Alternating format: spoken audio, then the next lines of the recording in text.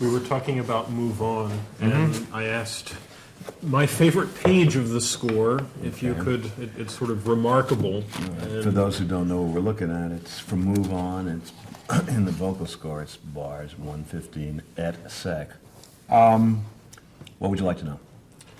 All, as you can see, it's all this stuff you've heard before in the score. The big harmonic change, which I suspect what you like, the big rhapsodic harmonic change, has no intellectuality behind it all. It wasn't thought out. It sort of came to me, and it's because of my admiration for Rachmaninoff. It's a Rachmaninoff change, is what it is. I don't mean that it comes from anything specific, but if I heard this passage and didn't know I'd written it, I'd say, I know who wrote that. And it seems to me his harmonic style, because his raps, I guess my favorite piece of his is the Rhapsody on a Theme of Paganini. And his rhapsodic style and his rhapsodic harmonies are, though I'm not a Russian, I feel like a Russian when I listen to him. And so there isn't anything to say, because all the figuration is from other stuff, as you know. There's nothing on this page that you haven't heard before in terms of the way the notes, da-da-da-da-da-da-da, you've heard all that before, all of that. This is a case of where an inversion counts for $1 million. This is bar 119. And the fact that that's an inversion makes that whole chord work. If you put the root position under that, it lands like a wet washcloth. And I thought, I'm actually using an inversion, great! And because the inversion, which is B-flat inversion, and it's the first inversion, so you got a D in the bass, and of course what it does is lead as a dominant, it's a fake dominant, to a G, which leads eventually, because that's really a 5 of C, leads to, in bar 127, a huge C major climax, and it just feels like you've entered a new kingdom, which you have. And I did something smart. When it entered the new key, I reinstated the ja-da-da-da-dum. So you have, because that's a very sweeping theme when it's arpeggiated legato that way.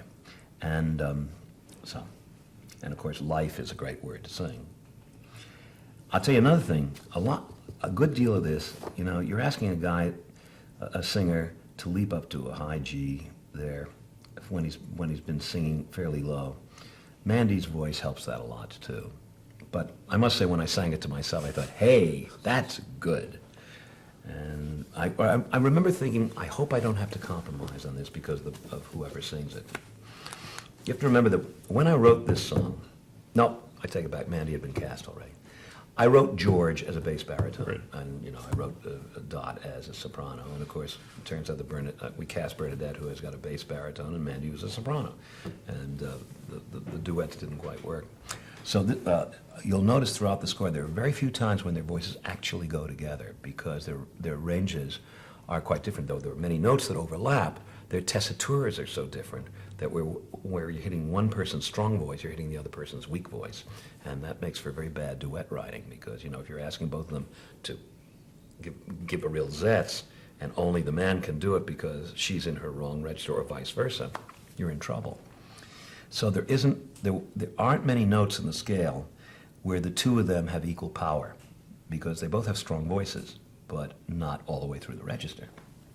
Mandy is a little wider than Bernadette, but Bernadette is really powerful in the low notes. So you wouldn't have written Move On as Move On if you hadn't cast Mandy at this No, point? No. It's just that in writing it, I thought, well, if anybody can handle this, Mandy can. I mean, actually, the range for George is not that great. I mean, it's a wide range, but there may be places in this. This is the top note he goes to, is a G natural. And he may go as low as a B natural. And an octave in 6 is not a lot to ask of somebody singing a semi-operetta-ish score. It's not a lot to ask. But there are an awful lot of singers on Broadway who have enough strength so that the low notes sound like something more than a pickup. Anybody can have a 2-octave range if the low notes are just pickups. Da-dum! That's no problem. But would it have been as exciting a song written down a fourth, or? Gosh, I can't tell you. I think what makes it exciting is the harmony, what happens with the harmony. I don't think it's about the register. I don't think it's about the highness of it. It's just that when Mandy does that, it's so thrilling, because when he takes his baritone and puts it in the tenor range, I mean, it's really terrific. So, but I love this page too. But it's because of that Rachmaninoff change, and that's not analyzable. That was merely, I got the idea and I just did it. Well, your use of thematic material, the fact Oh. that knowing that because you've prepared your palette or Absolutely. whatever, that gives you the option there for It's what just the figure that is there. particular chordal progression is something that's not used elsewhere in the show. That just happened that Thursday. That's all. Right. Back to color and light. Oh, actually, I do know. One of the things about the score of Sunday is the parallels between the first act and the second act. Oh, yeah. And I tried to sort of plot them out a little Yeah. bit. It seemed to me, and you can correct me if I'm wrong here, Sunday in the Park with George in the first act is pretty close to it's not up here in the second. Absolutely. And they also both deal with the same subject, which is posing. Color and Light and Chromaloom number 7. Yeah, absolutely, sure. Finishing the Hat and Putting It Together. Are the same tune. Yeah. You'll be happy to know that Mandy had been in the show about a year and a half, and we were having the farewell party, and I don't know what it was that I said, and he said, "What do you mean? They're the same tune?" I said, "Mandy, you've been singing it for a year and a half. You didn't know that Finishing the Hat and Putting It Together the same tune?" And he looked at me as if I had taken his Christmas away. He had no idea that for a year and a half he'd been singing the same tune in both acts. I must confess it took me, I didn't. No, notice it's it at first either. vaguely disguised, And- and also, as we say, quote, the tone is different. So, and also, in fairness to Mandy, he sings other stuff in between, and he has other, it isn't like one song follows the other. On the other hand, the entire day off sequence is mirrored in the entire art gallery sequence. It looked to me like The Day Off and Children in Art. No, really. Well, there's a little thing. Children in Art really is a sui generis. There may be parallels, again, when you're thinking in one language and, it comes out there are going to be similarities. But Children in Art is sort of, I usually have one Arlen song in every show. This is my Arlen song. And and there's a reason for it. She's talking about, she was brought to America into the deep South, and that's where she grew up, as a child. And so I wanted to echo that, and when I think of the deep South, I think of Arlen. It's unfair since he comes from Buffalo or someplace in New York State and was the son of a cantor, but still, those bluesy things, you listen to Blues in the Night, you think, gee, that guy must have been born in Georgia, but he wasn't. So, because what is it, Carolina? I can't remember where it is in the show now, where she comes from when she was brought over from France as an infant. But it's the Deep South, so I decided to use this sort of blues structure. But the Day Off, as I know you're talking about the actual tune of the Day Off, there is a relationship there, but I think of the whole Day Off section with all the little vignettes in it, and the art gallery section with all the little vignettes in it. It's much more formalized, even though Putting It Together and Finishing the Hat. Finishing the Hat comes at the end of the Day Off section, of course, and Putting It Together operates through the entire art gallery section. So the parallel is not absolutely rigid, but then I've learned not to make rigid parallels, but to suggest them. I think it would have been a mistake to just have Putting It Together at the end, the way Finishing the Hat is. I think it would have been a mistake. Was there some plotting out when you were working with Lapine on the score in general that there would be certain No, because the parallels second between act was the- entirely different. What the second act was originally supposed to be was what happened to the painting and how it affected people's lives after it left France. There's a mystery about what happened to that painting for about 20 years. It was rolled up in Surratt's studio, and you could tell it when you look at Le Poseuse, because he's got a canvas leaning in the corner.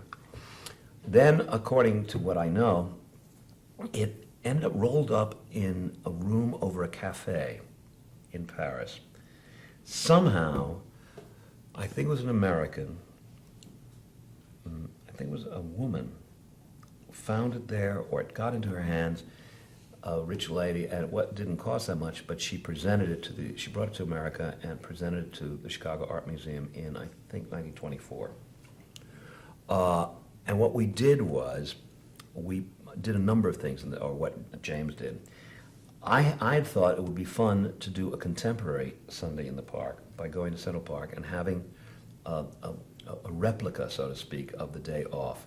At the opening of the second act, only it's Sunday with today in Central Park with kids, skating and baseball players and people strolling and Joe Papp's theater and all of that, and to do a parallel of the whole day off section.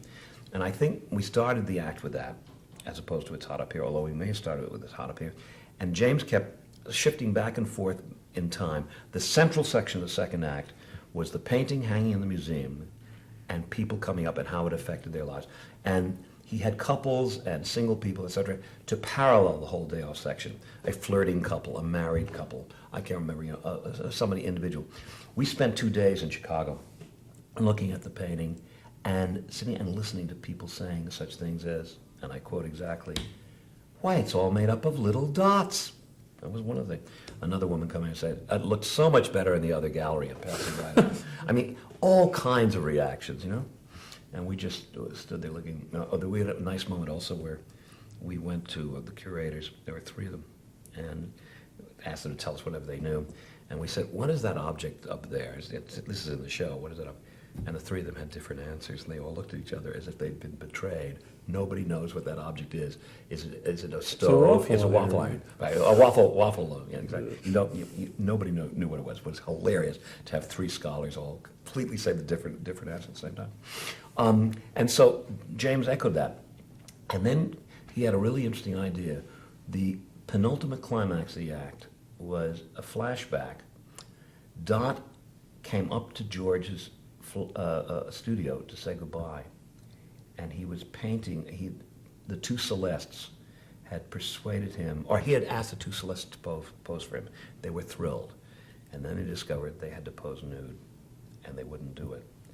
So he got Dot to pose nude, and he used 3 visions of her, which is, of course, what Les Poses is. It's the same model from 3 angles, with the painting of Sunday rolled up in the back, and that was the farewell thing. And I remember James offered the script to Bernadette when we did it at Playwrights Horizons, and she read it and she wanted to do it. And I met her over the phone. She called me saying, she was thrilled. She said, "But I have to tell you one thing, I don't do nude." She thought she was going to be asked to pose naked on the stage, which of course she wouldn't have had to do. At any rate, it's so the whole thing was more surreal and almost documentary-like. So there was no musical plan for the second act. I just wrote the first act, and then we changed it and made the act the way it is now. And I thought, okay, these 2 acts are so different, and I know people are going to be discombobulated by the fact that the first act seems like it's the end of a play, and then we've got this whole other show to give them.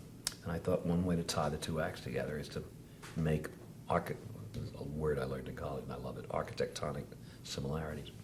And that's what I did. So that's the reason for this.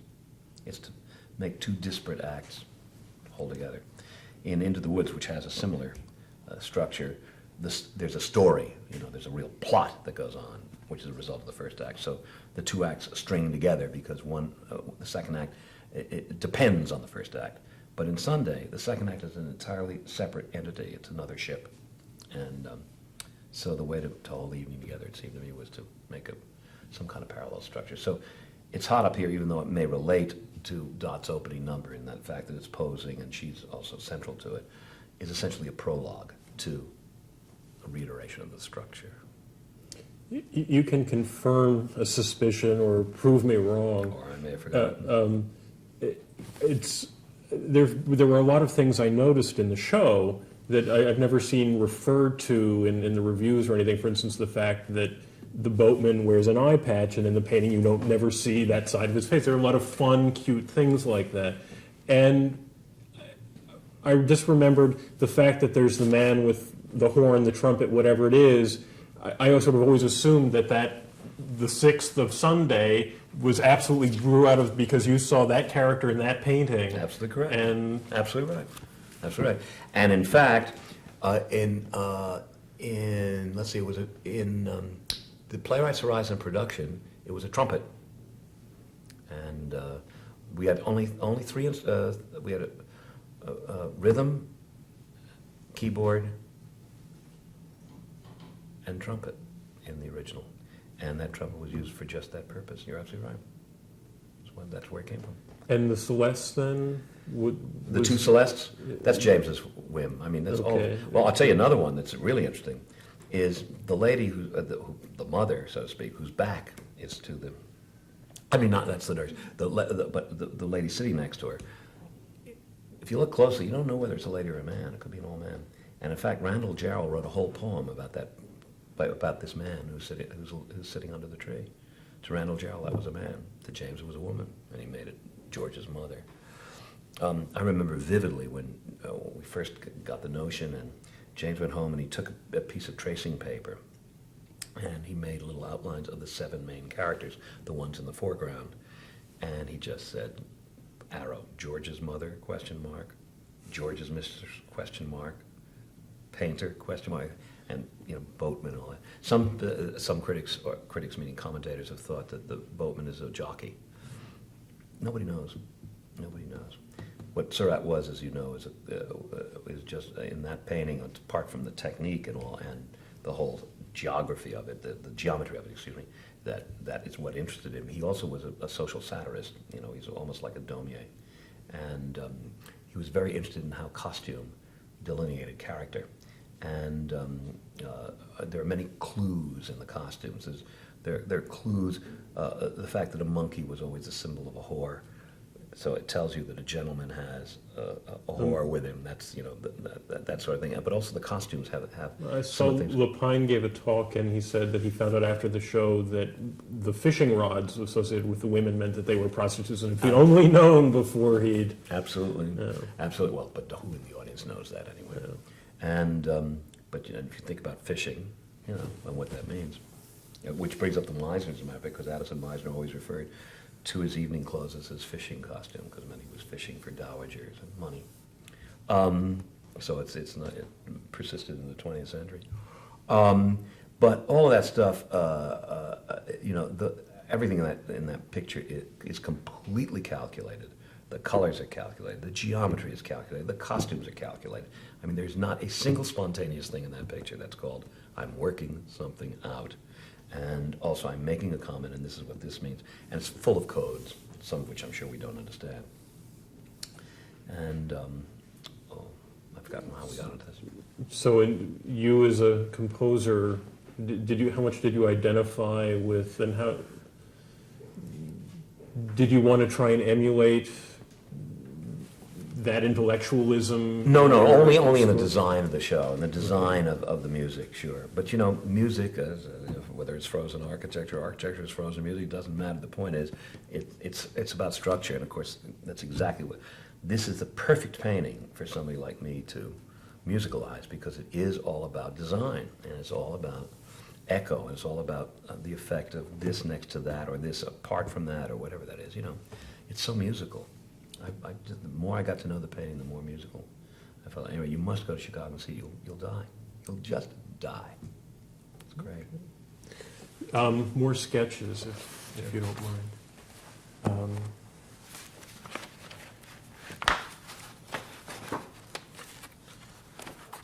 I think back in, we're still in color and light here. Mm-hmm.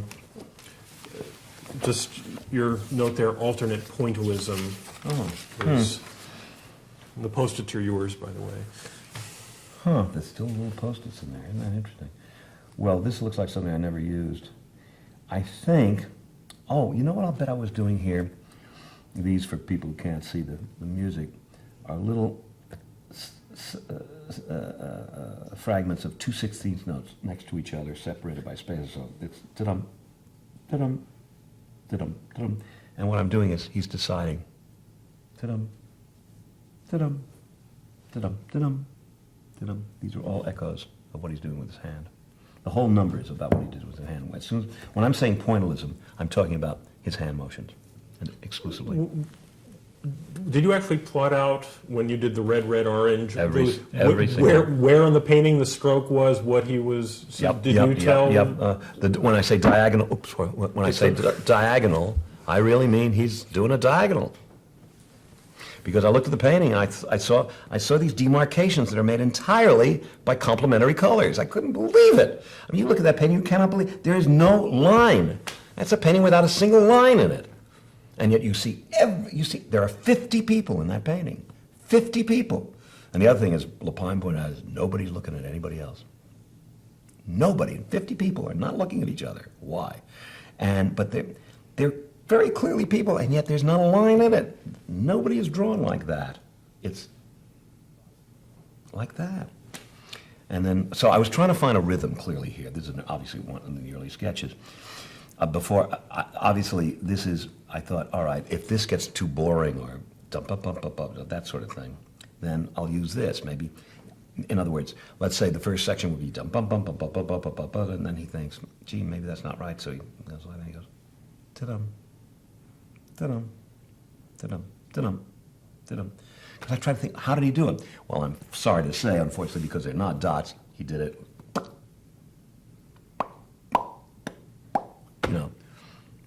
doesn't have a lot of rhythmic vitality.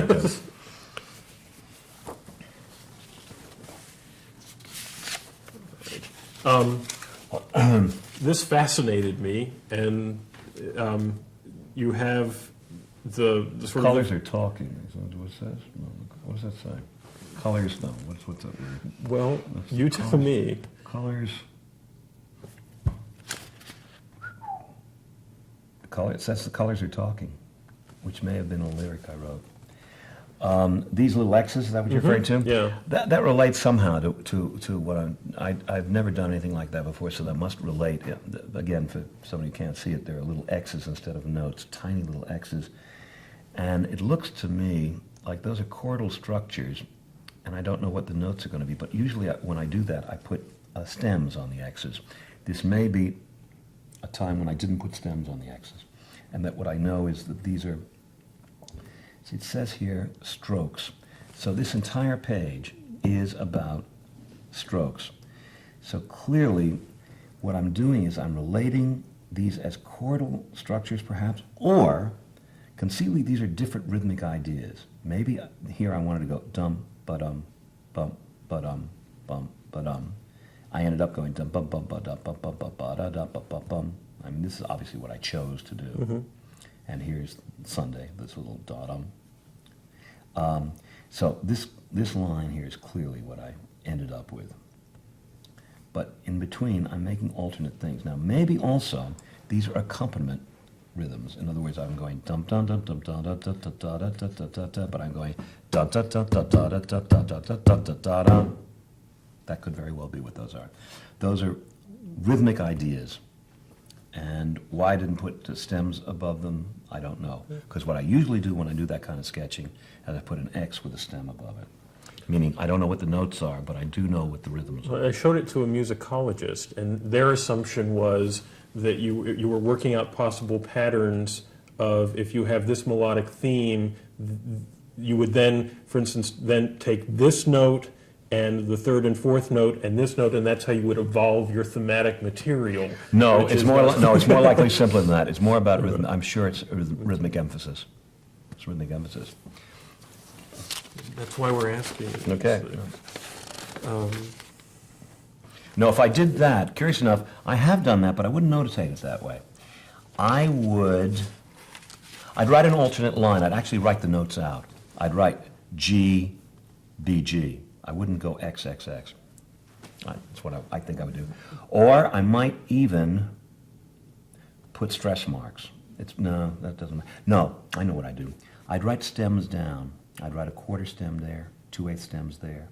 So I'd say it's going to go bum, ba-dum, bum. And I do that quite often. When I don't know whether I want all the beats spoken or not, I'll do an alternate with the same notes with a stem down. If it's a different tune, I'll write it on a different Can you think of an example where you've done Oh, that? yeah, you'll find it throughout, if you look again, you'll find many of these sketches where there are stems down as well as stems up. They may not be here because, in Sunday, I pretty well knew, you can see how clean these pages are. I pretty well knew where I was going, what I was doing. So there wasn't an awful lot of alternate stuff. But that's how I do alternate stuff, is I put stems up and stems down. Sometimes I put parentheses around notes. That's another thing I might do. I might take, here we got G, C, B, G, and if I didn't know whether I wanted all four and just the first, the third, and the fourth, I would put a paren around C. That's what I usually do.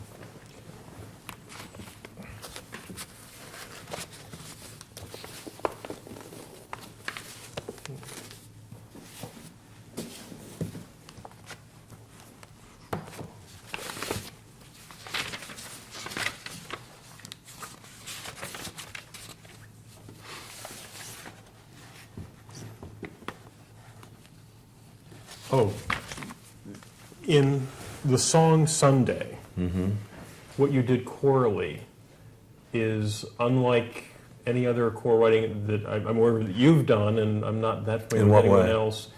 The way the lines, the voices build with the accompaniment. I'm just wondering what brought you to that point, how you found that. Well, I don't know. Of course, the notion of dropping the orchestra out for that one bar is, a steal from the end of Candide, because I think that's one of Lenny's greatest moments is when the chorus takes over and the orchestra drops out. But as for the build, I mean, it's a build. It's it's just a build. When you say I have not, I Sunday, with the possible exception of Our Time, I think it's the only anthem I've written. And by anthem, I mean one of those choral things, because usually when I have a chorus, they're all treated differently, because I don't like that kind of convention. I love the sound of a chorus, but it's hard for me to justify 80 people singing the same thought. Here, because they're all figments of George's imagination, I can justify the fact they're all singing the same thing. So this is one of the few anthems I've written, which may be what's causing your comment. But go ahead. Well, I think it's the section right here on trees, the way just the voices fill in the chord over time. My It guess is that seems Paul very- Gemignani did that. Really? Yeah, because my guess is I'd have to look at the manuscript, but I'll bet I just wrote well, I'm not sure, because of course that descending line is very important. Maybe when the camera turns off, we can take a look at my manuscript, and we'll find out. Often, what I will write choral stuff, and then Paul will call me and say, "Listen, we're a little low on sopranos, a little heavy on basses. So do you mind if I invert blah blah blah blah?" I said no, because his ear is very good. This particular bar, I don't remember. I don't remember whether I wrote that or not. My guess is that Paul did that, but I'm not sure. I hate to take your Christmas away, but I'm always That's honest. okay.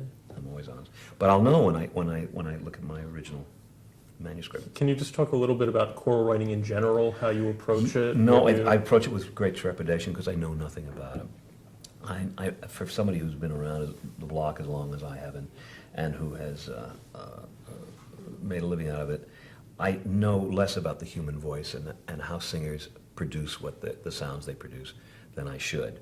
I could have joined the choir in college, and I should have, because Jonathan Tunick once told me that the way you learn orchestration is to sit in an orchestra.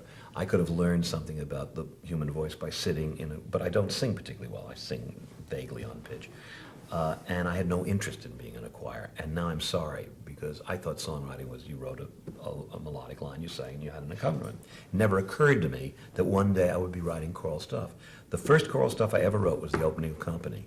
And I was terrified, and I said to the conductor, Hal Hastings, I said, "Here's this, do anything you want with it. This may sound ghastly because, it had canonic entrances and it had choral bits." And to my surprise, he said, "No, most of it works very well." He said, "Here's a passage where I think there's too much spread in the voices, et cetera, et cetera." And so I got a little more confidence as a result of what he did with Company. So now I write my choral stuff, but I always tell Paul, do anything you want. This is unusual, this, what you call the spread there, that's unusual, but, he knew what I was going for, but it may be mine, I would have to take a look.